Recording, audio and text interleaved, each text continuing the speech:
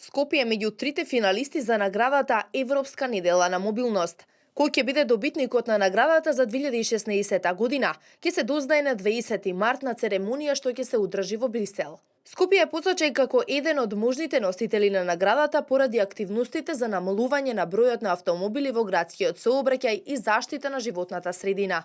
Лисабон е избран поради добрите резултати за пренамена на јавниот простор за пешаци, а Малме поради користењето на велосипеди како одржливо средство за транспорт. Ова признание е голем поттик и потврда за одличните проекти кои ги реализиравме изминативе години, како и признание за визијата и долгорочните мерки за воспоставување на одржливи транспортни урбани системи, интегрираниот пристап, добрата комуникација и вклученост на јавноста во развивање на одржливо транспортно однесување.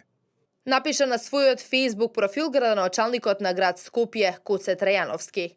Како најдобрите проекти кои се реализирани, истакнува Трајановски, се промоцијата на велосипедот како транспортно средство и подобрувањето на велосипедската инфраструктура, користењето на електричните и хибридните возила, бројните мерки за подобрување на јавниот транспорт. Градот Скопје на врвот од оваа листа се најде во конкуренција меѓу 2427 градови.